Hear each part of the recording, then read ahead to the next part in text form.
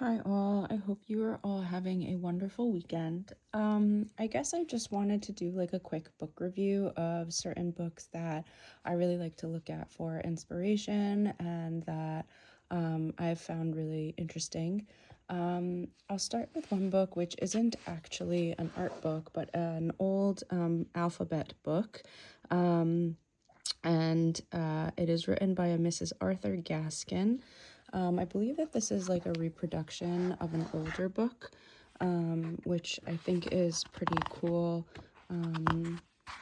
It says here that Georgina Evelyn Cave Gaskin, 1866 to 1934, was a jewelry and metalwork designer. And basically, she wrote this book, An Alphabet, in 1895. And I just really love the illustrations and the little funny poems that are here.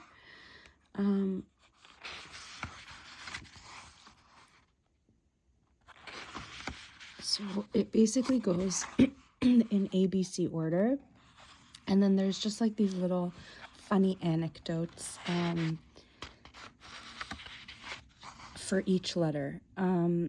I love the black and white drawings. I think that they're super cute. I think that the old kind of style of the rhymes are very, very cute. Yeah, I just really like the aesthetic of this kind of book. So I've been kind of using similar themes in my art in terms of lettering and little anecdotes. And so I really like having this book to kind of just look through. Another book that I love is by Mayra Kalman. And I have another book of hers called Women Holding Things. This one I was gifted for my birthday. But her art is just amazing. This is portraits, still lifes, paintings, and then of course there's also text, which I really, really like.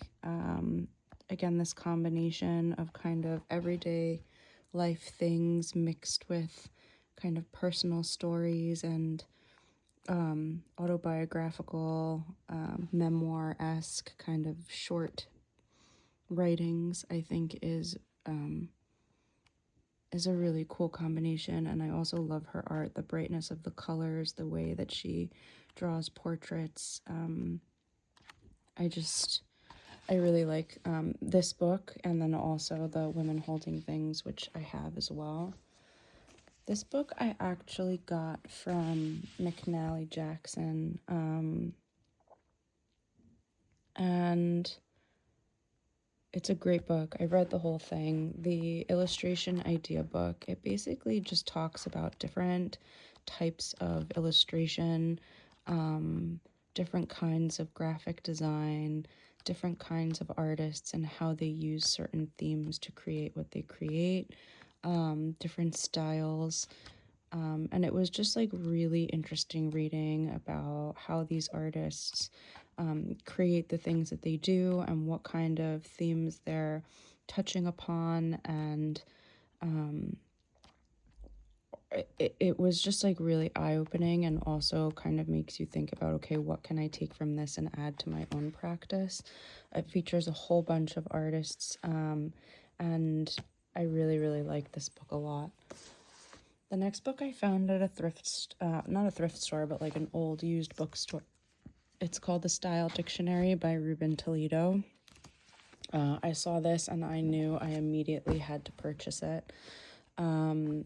The illustrations in here are absolutely one of a kind. I mean, just amazing. And interestingly, this also goes in an alphabetical kind of an order. So it goes from A to Z, and then it has all different style elements with original drawings and illustrations for the different letters. So A is for afro, B is for bustle, C is for corset, and it gives you here like bonnet, belt, brassiere, babushka. I just like love I just love the way that the illustrations are. I love the style. I love the letters. I love the handwriting, the different like letter associations with things. There's like these flip up pages where you can just kind of just all different kind of random pictures, which I think are absolutely fantastic. Yeah, I just think it's great. And it's funny too. There's some like funny bits about this, like drawing an insect as if it's like a fashion. You know, making comments about jackets. I just think it's really, really beautiful and well done.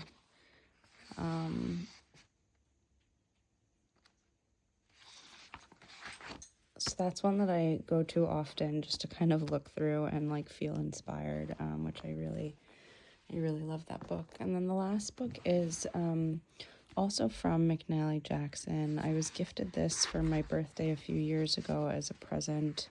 It's called Stories of Paper, and it's basically the art historical, I guess, history of paper and its uses and artists and different geographic locations, how paper was used, how it was made. It has gorgeous illustrations in it. It is really just like a comprehensive book. Also, the paper that's in this book is beautiful.